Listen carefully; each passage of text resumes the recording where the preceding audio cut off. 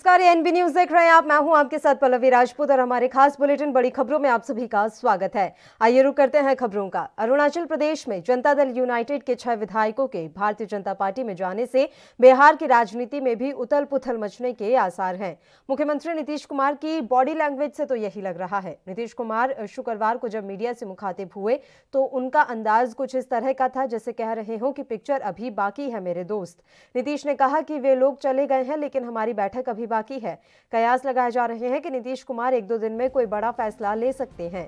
नीतीश के इस बयान को बिहार की राजनीति में आने वाले भूचाल के संकेत के तौर पर देखा जा रहा है। नीतीश कुमार की जेडीयू ने अरुणाचल प्रदेश में 7 विधानसभा सीटें और सबको अचरज में डाल दिया, लेकिन अब उसकी सहयोगी बीजेपी ने 6 विधायकों को तोड़कर नीतीश को चौंका दिया है। यह तीसरा मौका है जब बीजेपी ने सीधे तौर पर जेडीयू को झटका दिया है। इससे पहले भी 2019 से लेकर 2020 तक केंद्र, बिहार और अब अरुणाचल प्रदेश में जेडीयू को मात खानी पड़ी है। इस बीच यह भी ध्यान देने वाली बात है कि यह तोड़फोड़ तब हुई जब पटना में 26-27 दिसंबर को जेडीयू राष्ट्रीय बैठक और कार्यकारिणी की बैठक कर रहा है। इसमें उन विधायकों को भी शामिल होना था, लेकिन उससे पहले ही ये बड़ा झटका यहां पर जेडीयू को लगता हुआ नजर आ रहा है। नीतीश कुमार की जेडीयू ने अरुणाचल प्रदेश में 7 विधानसभा सीटें जीतकर सबको पहले तो अचरज में डाल दिया था, लेकिन अब उसकी सहयोगी बीजेपी ने 6 विधायकों को तोड़कर नीतीश को चौंका दिया है। यह तीसरा मौका है जब बीजेपी ने सीधे तौर पर जेडीयू को झटका दिया है। इससे पहले भी 2019 से लेकर 2020 तक केंद्र, बिहार और अब अरुणाचल प्रदेश में जेडीयू को मात खानी पड़ी है। इस बीच यह भी ध्यान देने वाली बात है कि यह तोड़फोड़ तब हुई जब पटना में 26-27 दिसंबर को जेडीयू राष्ट्रीय बैठक और कार्यकारिणी की बैठक कर रहा है। इसमें उन विधायकों को भी शामिल होना था।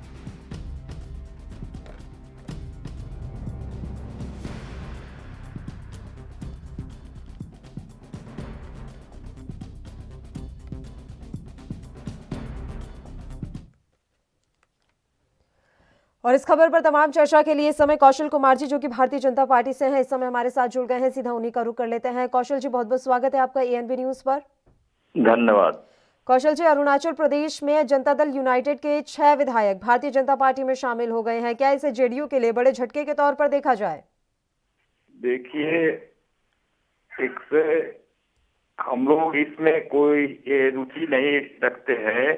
कोई अगर अपने आप अगर पार्टी में ज्वाइन करना चाहते हैं कोई विधायक संवैधानिक तरीके से, तो उसके लिए कोई दिक्कत भी नहीं है।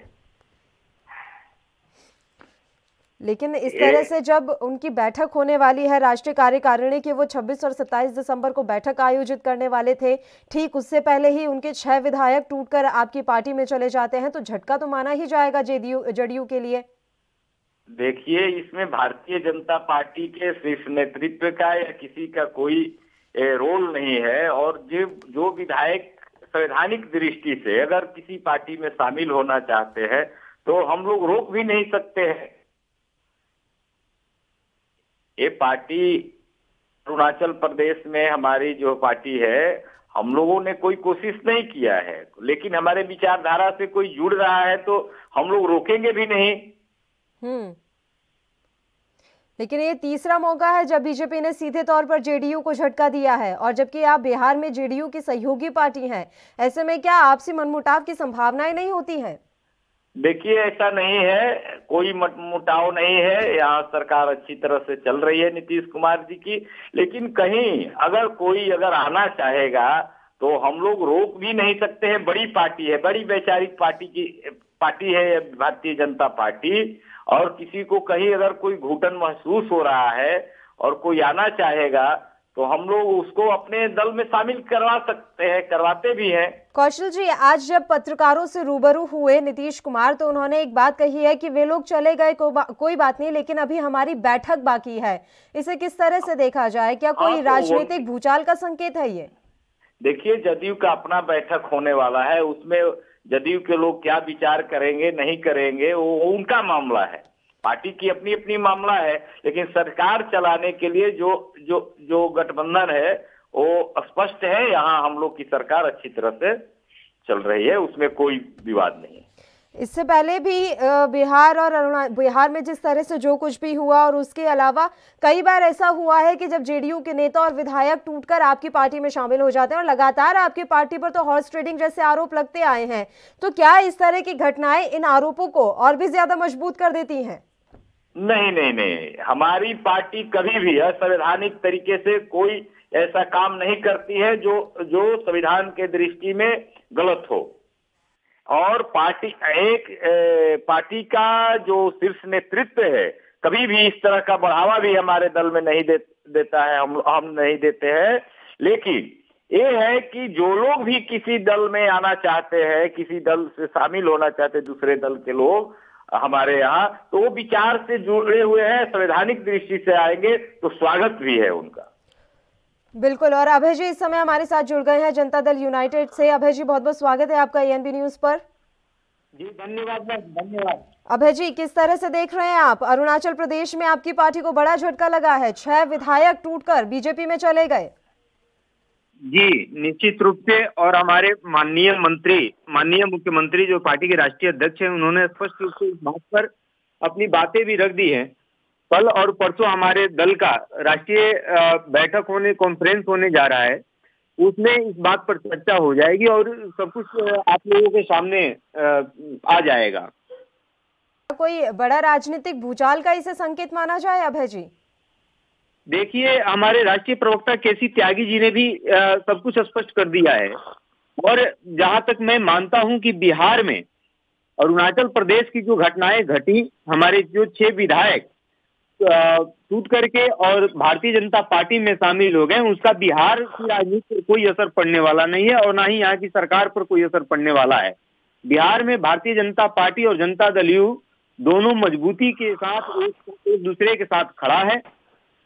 और रही बात वहाँ के 6 विधायकों, मानते हैं अरुणाचल प्रदेश में आपके विधायकों के टूटने की वजह क्या मानते हैं आप? देखिए, वो कुछ पहले से ही ऐसा चल रहा था और पार्टी ने विगत 26 नवंबर को कारण बताओ नोटिस भी जारी किया था, जिसका जवाब हमारे माननीय 3 विधायक जो अरुणाचल प्रदेश से थे उन्होंने नहीं दिया। तो यह पहले से ही ऐसा लग रहा था कि इन लोगों की गतिविधि जो है वो जनता दल यू के पक्ष में नहीं है, इसलिए वो तो स्पष्ट था वहाँ की राजनीति को जाएंगे। बीजेपी से किसी तरह की कोई नाराजगी नहीं है आपकी? अगर वो बीजेपी में शामिल भी हुए हैं तो इसे कोई बड़ी घटना के तौर पर आप नहीं देख रहे हैं, क्योंकि जिस तरह से आप कह रहे हैं उस हिसाब से उन्हें वैसे भी जेडीयू से अलग ही होना था। ऐसे में उन्होंने भारतीय जनता पार्टी को चुन लिया कि अब वो उसकी सदस्यता ग्रहण कर लेंगे, क्योंकि 26 नवंबर को ही पार्टी ने उन्हें कारण बताओ नोटिस 3 विधायकों को, माननीय विधायकों को दिया था, जिसका जवाब उन लोगों ने नहीं दिया। तो उसी समय से लग रहा था कि कुछ अंदरूनी इनका गेम चल रहा है, इसलिए हम लोग बिहार की राजनीति में इसका कोई असर पड़ने वाला नहीं है। बिहार की सरकार सुरक्षित है। कौशल जी आपसे प्रतिक्रिया। वहाँ की घटना से यहाँ एनडीए में कोई उथल पुथल होने नहीं जा रहा है। कौशल जी आप भी यही मानते हैं कि बिहार की सियासत पर इसका कोई असर नहीं पड़ेगा, जो कुछ भी अरुणाचल प्रदेश में हुआ? मैंने पहले भी कहा कि बिहार की राजनीति पर इसका कोई असर नहीं है। वो वहाँ का अंदरूनी मामला है और वहाँ जिस तरह से लोग गए हैं उसमें कोई दिक्कत नहीं है। जदयू भाजपा की सरकार यहाँ बहुत ही ढंग से चल रहा है और जनता ने मान्यता भी दिया है इस सरकार को। जी बिल्कुल, यानी कि बिहार में तो जिस तरीके से सहयोगी होकर आप पार्टी चला रहे हैं वो चलते रहेंगे। लेकिन अभय विश्वास जी देखिए, पहले तो आपके 7 विधायक जीते, वैसे ही सब अचरज में चले गए थे कि अरुणाचल प्रदेश में आपने 7 सीटें जीत ली, काफी बड़ी बात थी। लेकिन अब उसमें से भी 6 विधायक टूट गए हैं, तो आप लोगों के लिए कहीं ना कहीं एक नुकसान तो ये है ही। निश्चित रूप से इसको मैं मानता हूँ कि हमारी पार्टी का वहाँ पर नुकसान हुआ है और उसका जो खामियाजा मुझे भुगतना पड़ेगा। जहां हम राष्ट्रीय पार्टी बनने की ओर अग्रसर थे, वहां मुझे एक बड़ी झटका लगा है। हमारे वहां 7 विधायक 15 सीटों पर हमने चुनाव लड़ा था 2019 में अरुणाचल प्रदेश में, जिसमें 7 सीटें हमारी पार्टी ने जीती थी। और दूसरी सबसे बड़ी पार्टी वहां पर कांग्रेस और वहां की जो और स्थानीय क्षेत्रीय पार्टियां थी, उससे कहीं ज्यादा हमें वहां पर वोट मिला था और हमारे विधायक जीते थे, जिसमें से 6 विधायक आज जो खबर आई है 6 विधायक हमारी पार्टी से अलग हो गए। तो निश्चित रूप से पार्टी को कहीं ना कहीं बहुत भारी नुकसान हुआ है। लेकिन ऐसा अंदेशा पहले से ही लगाया जा रहा था कि वो जा सकते हैं, क्योंकि 26 नवंबर को ही हमने 3 विधायकों को हमारी पार्टी ने नोटिस जारी किया था, जिसका उन लोगों ने जवाब देना मुनासिब नहीं समझा था। एक बार फिर से कैसे प्रदेश में अपनी पार्टी को खड़ा करेंगे आप? निश्चित रूप से मजबूती से उभरेगी। जो हमारे विधायक दल के नेता थे वो हमारे साथ है वहां पर, तो पार्टी कहीं से टूटी नहीं है। विधायक गए हैं, विधायक लोगों का है अपना, कुछ वहाँ चलता है, वो उनका आना जाना लगा रहता है, लेकिन हमारी पार्टी वहाँ मजबूती के साथ फिर आगामी चुनाव में उतरेगी और पुनः एक बार फिर रिकॉर्ड वहाँ कायम करेगी।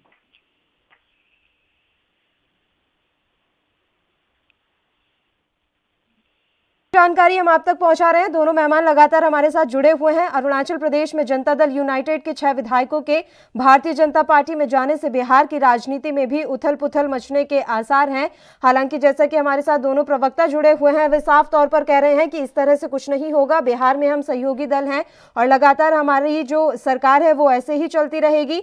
लेकिन मुख्यमंत्री नीतीश कुमार ने जिस तरह से आज बयान दिया है, उससे साफ तौर पर यह नजर आ रहा है कि कहीं ना कहीं कुछ गड़बड़ है और हो सकता है कि आने वाले दिनों में कुछ बड़ा हो जाए। मुख्यमंत्री नीतीश कुमार की बॉडी लैंग्वेज से यही लग रहा है। नीतीश कुमार शुक्रवार को जब मीडिया से मुखातिब हुए तो उनका अंदाज कुछ इस तरह का था जैसे कह रहे हो कि पिक्चर अभी बाकी है मेरे दोस्त। आपको बता दें कि नीतीश ने कहा है कि वे चले गए हैं, लेकिन हमारी बैठक अभी भी जारी है। कयास लगाए जा रहे हैं कि नीतीश कुमार 1-2 दिन में कोई बड़ा फैसला ले सकते हैं। नीतीश के इस बयान को बिहार की राजनीति में आने वाले भूचाल के संकेत के तौर पर देखा जा रहा है।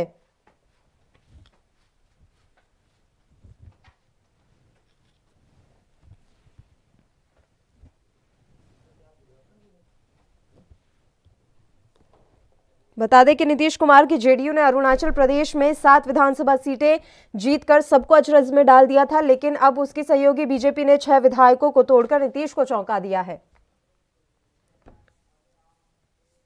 और दोनों मेहमान हमारे साथ जुड़े हुए हैं। सबसे पहले रुक कर लेते हैं। देखिए कौशल जी, मैं आपसे समझना चाहूंगी, 6 विधायक अब आपको मिल गए हैं। जेडीयू से भले ही वो टूटे हों, लेकिन अब वो आपकी पार्टी में शामिल हो गए हैं। आपकी पार्टी को कितनी मजबूती मिली है?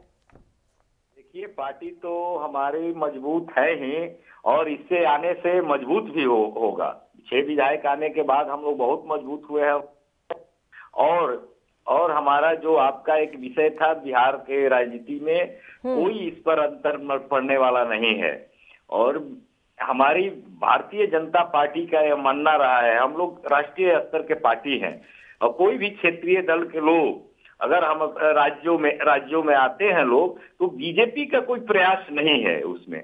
अगर वो अपने से कोई आता है तो उसमें हमारा कोई, उसमें भारतीय जनता पार्टी का उससे लेना देना नहीं है। और भारतीय जनता पार्टी अन्य पार्टियों से भिन्न रही है। आप देखे हैं कई जगहों पर जो हमारा एनडीए के सहयोगी दल रहे हैं, वो आज भी हम लोग उसको निभाते रहे हैं जी। लेकिन बिहार के अंदर हमने कहा था कि चाहे विधायक कितना भी रहे, लेकिन मुख्यमंत्री नीतीश ही बनेंगे, तो बने, कम विधायक ही रहे, लेकिन नीतीश जी को ही हम लोग। कौशल जी से हमारा संपर्क टूट गया है। अभय जी लगातार हमारे साथ जुड़े हुए हैं। अभय जी, सीएम के इस बयान को हम किस तरह से देखें, जिसमें वो कह रहे हैं कि वे लोग भले ही चले गए हों, लेकिन हमारी बैठक अभी बाकी है। इस बयान को किस तरह से देखा जाए, क्या माना जाए? क्या कोई बड़ा ऐलान सीएम नीतीश कुमार करने वाले हैं? देखिए, यह सब कुछ स्पष्ट 2 दिनों में हो जाएगा। 2 दिनों में हमारी पार्टी की जो राष्ट्रीय कार्य समिति की बैठक है, उसमें यह चर्चा जरूर होंगी, क्योंकि उन 6 विधायकों 7 विधायकों को भी उस बैठक में आना था। लेकिन बैठक से एन वक्त पहले वो लोग पार्टी छोड़कर चले गए हैं, तो निश्चित रूप से अभी पिक्चर बाकी है। माननीय मुख्यमंत्री नीतीश कुमार जी ने जो कहा है वो उसके कई मायने हो सकते हैं और इसके कई अंदेशे निकाले जा रहे हैं। लेकिन इसकी चर्चा तो जब राष्ट्रीय कार्य समिति की बैठक होगी, सभी जगहों के लोग एक साथ बैठेंगे, तो इस पर चर्चाएं होंगी और कुछ ना कुछ तो निकल करके आएगा। अभय जी, देखिए वैसे भारतीय जनता पार्टी पर लगातार ये खरीद फरोख्त के आरोप लगते रहे हैं, हॉर्स ट्रेडिंग के आरोपों से हमेशा गुजरती रही है बीजेपी। अपने केस में तो आप ऐसा कुछ नहीं मानते कि आपके केस में भी कुछ ऐसा ही हुआ हो? नहीं, हॉर्स ट्रेडिंग का कोई मामला नहीं है, क्योंकि सरकार वहां थी। हॉर्स ट्रेडिंग तब हम मानते जब उनकी सरकार नहीं रहती और हमारे विधायकों को तोड़ करके वो सरकार बनाते, तब हम मानते कि यह हॉर्स ट्रेडिंग का मामला है। लेकिन उनकी सरकार थी और जनता दल यू अरुणाचल प्रदेश सरकार को समर्थन दे रही थी, तो इसमें कहीं बहुत सस्ता से सरकार चल रही थी, तो हॉर्स ट्रेडिंग का कोई मामला नहीं आ सकता। कहीं हमारी पार्टी में ही कहीं ना कहीं अंदरूनी विवाद उन लोगों के बीच, वो जो राज्य इकाइयां हैं उनके बीच थी, जिसके कारण ऐसा हुआ है। तो राष्ट्रीय अध्यक्ष जी ने स्पष्ट रूप से इस पर अपने मंतव्य दे दिया है कि हम आगे क्या करने वाले हैं। कार्य समिति की बैठक होगी, उसमें इस पर डिसीजन लिया जाएगा और आगे पुनः हमने पहले ही कहा कि अगले चुनाव में फिर हम उतरेंगे और मजबूती के साथ उतरेंगे और इससे ज्यादा सीट लाएंगे। बहुत बहुत शुक्रिया अभय जी, आप हमारे साथ जुड़े तमाम चर्चा के लिए। तो आपको बता दें कि अरुणाचल प्रदेश में बीजेपी ने जेडीयू को एक बड़ा झटका दिया है।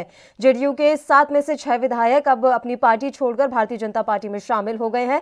खैर, देखने वाली बात यही रहेगी कि आगामी 2 दिन में जब नीतीश कुमार बैठक करने वाले हैं, राष्ट्रीय कार्यकारिणी की उनकी जो बैठक होने वाली है, उसमें वो क्या कुछ अहम करते हैं और किस तरह का ऐलान उनके द्वारा किया जाता है। बुलेटिन में एक छोटे से ब्रेक के लिए हम यहाँ रुक रहे हैं, फौरन हाजिर होंगे।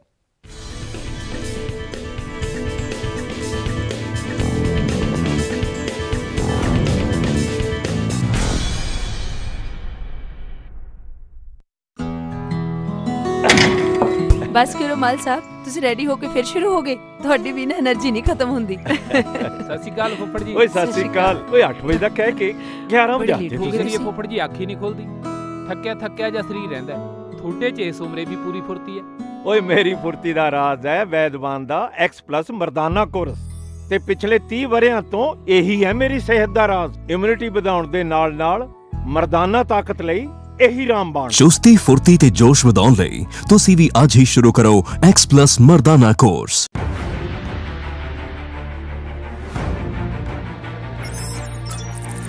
खबर चाहे सियासत की हो या सरकार की, खबर चाहे भ्रष्टाचार की हो या गुनहगार की, दिन भर में क्या रहा देश जगत का हाल, किस मुद्दे ने बनाई किसकी सरकार, रखते हैं हम सब पर नजर, पहुंचाते हैं हम हर खबर। हम हैं ANB न्यूज।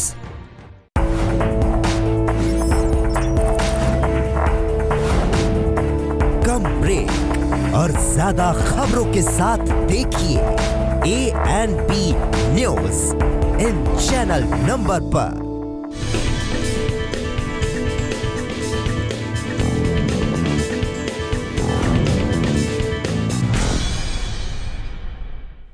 ब्रेक के बाद एक बार फिर से आप सभी का स्वागत है। बढ़ते हैं अगली खबर की ओर। उत्तर प्रदेश की योगी सरकार ने मुजफ्फरनगर दंगों के आरोपी बीजेपी नेताओं के खिलाफ दर्ज केस वापस लेने का फैसला क्या किया। सर्दी के मौसम में यूपी की पॉलिटिक्स गर्म हो गई। हालांकि उत्तर प्रदेश में नेताओं पर दर्ज केस वापसी का ये कोई पहला मामला नहीं है। समाजवादी पार्टी की सरकार के दौरान भी ऐसा हो चुका है। सूबे की योगी सरकार ने 3 साल पहले ही साफ कर दिया था कि नेताओं पर दर्ज केस वापस लिए जाएंगे। राजनीतिक लोगों पर कई बार केस दर्ज हो जाते हैं जिनका पता तब चलता है जब नोटिस आता है। अब सरकार ने मुजफ्फरनगर केस में मंत्री सुरेश राणा, संगीत सोम समेत कई नेताओं पर दर्ज मुकदमे वापस लेने का फैसला किया है और कोर्ट में अर्जी दी है। हालांकि आखिरी निर्णय कोर्ट को ही लेना है। यूं तो देश की सबसे बड़ी अदालत ने माननीयों पर दर्ज मुकदमों के तेजी से निस्तारण के लिए हर राज्य में अलग अदालतों के गठन का आदेश दिया है। यूपी में भी प्रयागराज, लखनऊ समेत कई जिलों में ऐसी अदालतें हैं जहां विधायकों और सांसदों के खिलाफ दर्ज केस की सुनवाई हो रही है।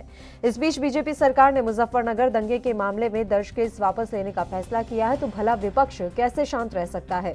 मुकदमा वापसी का मुद्दा यूपी में नया नहीं है। यूपी सरकार के मंत्री सुरेश राणा ने एक प्रेस कॉन्फ्रेंस के दौरान पत्रकारों के सवालों पर जवाब देते हुए कहा कि ये एक विधिक प्रक्रिया है, इस पर टिप्पणी करना उचित नहीं है। हालांकि ये जरूर कहा है कि पिछली सरकार ने इस मामले में कई निर्दोष लोगों पर कार्रवाई की थी। देश के अलग अलग राज्यों में नेताओं पर बड़ी संख्या में केस लंबित है। MP MLA स्पेशल कोर्ट भी ऐसे मुकदमों के जल्द निस्तारण के लिए गठित किए गए हैं। बहरहाल इस मामले में अब विपक्ष की नजरें कोर्ट के फैसले पर टिकी हैं, क्योंकि केस वापसी का अंतिम फैसला कोर्ट की इजाजत पर ही निर्भर करेगा। और वही बात मायावती की करें तो मायावती ने भी कहा है कि सभी पार्टियों के जो नेता हैं उन पर लगे हुए केस वापस होने चाहिए।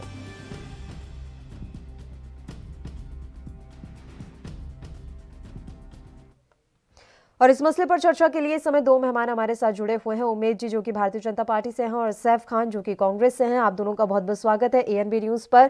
खान साहब, सबसे पहले मैं आपके पास आना चाहूंगी, आपकी प्रतिक्रिया जानना चाहूंगी। आप भी उत्तर प्रदेश में विपक्ष में इस समय बैठे हुए हैं और एक बड़ा फैसला योगी सरकार की तरफ से लिया गया है। मुजफ्फरनगर दंगे में जितने भी पुराने बीजेपी के नेताओं के नाम शामिल थे उन पर दर्ज केस वापस लिया जाएगा और इसके लिए कोर्ट में अर्जी दे दी गई है। आप क्या कुछ कहना चाहेंगे इस पर? देखिए, बहुत बहुत शुक्रिया, आज आपके साथ जो है मौका मिला। जी, मैं अपनी बात जो है अपनी पार्टी की बात रखना चाहूंगा कि हम किसी भी राज्य में जहां पे सरकार बनाते हैं वहां पे केस वापसी जो है नहीं ली जाती। आज भारतीय जनता पार्टी की अगर आप बात करती हैं तो 20,000 केसेस जो है वो ये योगी सरकार और भारतीय जनता पार्टी अपने नेताओं पे से वापस ले रही है। मैं उम्मीद करता हूं आपको आवाज क्लियर मिल रही होगी मेरी।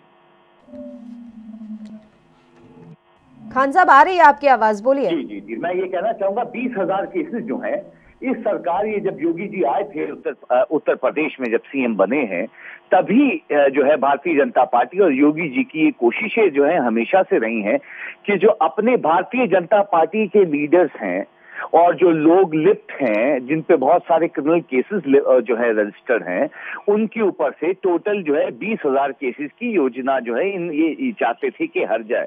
इस पे पहले भी इलाहाबाद हाई कोर्ट ने इस चीज के ऊपर जो है संज्ञान लिया था कि जो है, और फटकार लगाई थी सरकार को जो है कि 20,000 केसेस, संगीत सोम और इन सब लोगों का जो है नाम जो दंगों में आता है, या फिर खुद अगर हम योगी जी की बात करते हैं जिन पे खुद 15 से 17 केसेस जो है रजिस्टर्ड हैं राइट्स भड़काने के, बहुत सारे अलग अलग केसेस जो हैं वो किसी तरीके से जो अपना दामन साफ करने के ऊपर लगे हुए हैं, अपने ऊपर जो है केसेस जो है वो बिल्कुल क्लियर कर रहे हैं। ये है भारतीय जनता पार्टी की। और सच्चाई ये है कि उत्तर प्रदेश में असेंबली में भारतीय जनता पार्टी के 114 क्रिमिनल जो हैं वो बैठे हुए हैं विधानसभा में। इसलिए आज उत्तर प्रदेश में 45% क्राइम जो है वो बढ़ चुका है ओवरऑल। महिलाओं पे जो है आप 24% जो है क्राइम जो है उत्तर प्रदेश में बढ़ चुका है। 11 से 12 रेप एक दिन में रजिस्टर्ड होते हैं। 5 छोटे बच्चे जो एक दिन में किडनैप होते हैं। 26% क्राइम बुजुर्गों के ऊपर जो है वो सीनियर सिटीजन पे जो है वो बढ़ चुका है।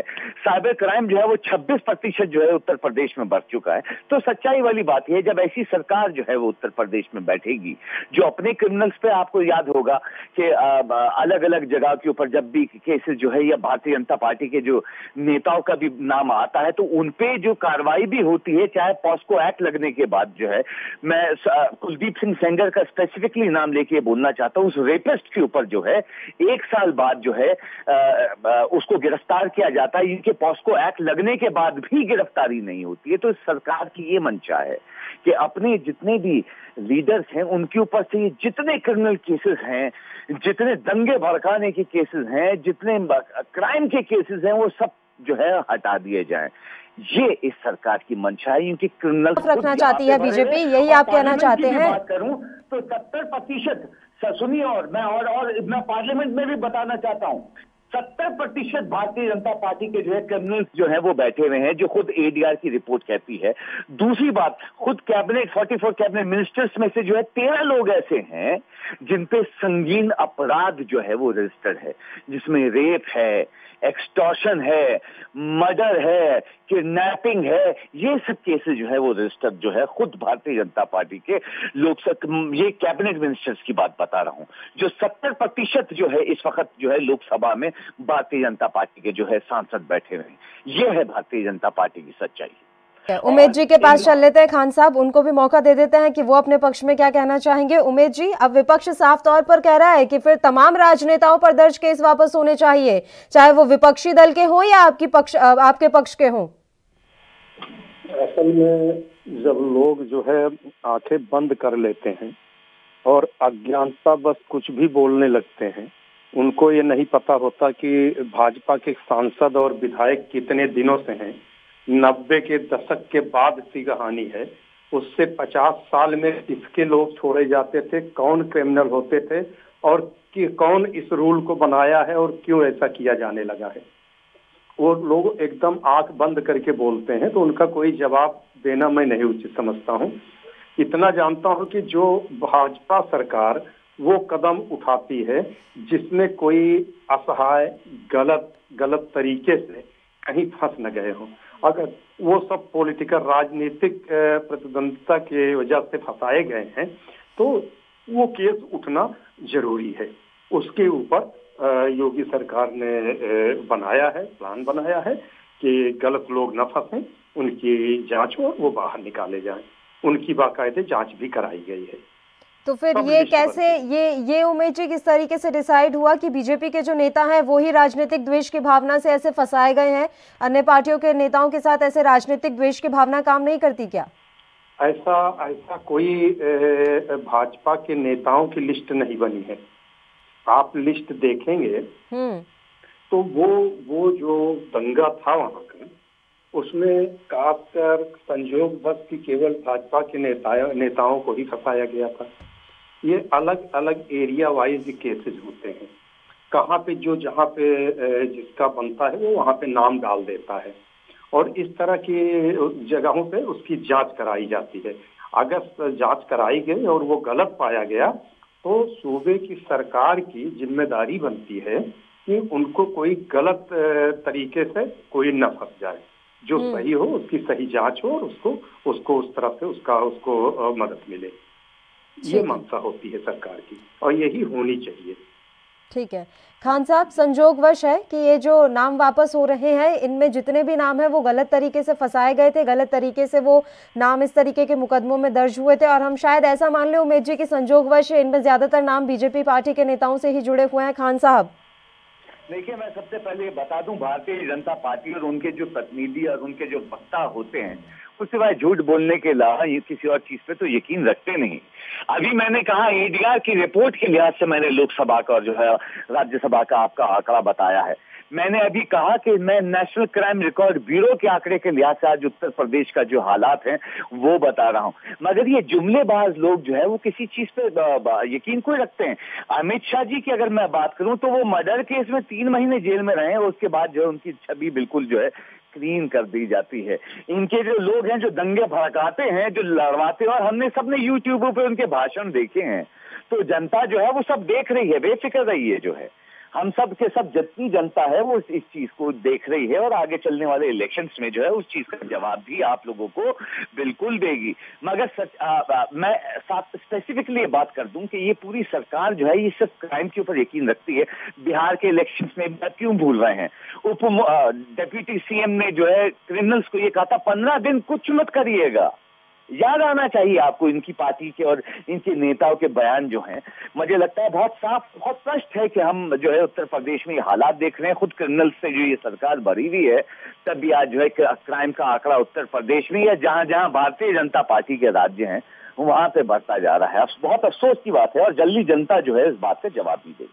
बिल्कुल, बहुत बहुत शुक्रिया आप दोनों का तमाम चर्चा के लिए आप हमारे साथ जुड़े। तो आपको बता दें कि मुजफ्फरनगर दंगे में जितने भी बीजेपी नेताओं का नाम आया था उन पर दर्ज मुकदमों को वापस लेने की प्रक्रिया अब शुरू कर दी गई है और इसके लिए कोर्ट में अर्जी योगी सरकार की तरफ से दी गई है और इसी पर अब विपक्ष हमलावर हो गया है। इसी के साथ इस बुलेटिन में इतना ही। मुझे दीजिए इजाजत। देश प्रदेश की तमाम ताज़ा खबरों के लिए आप बने रहिए हमारे साथ। नमस्कार।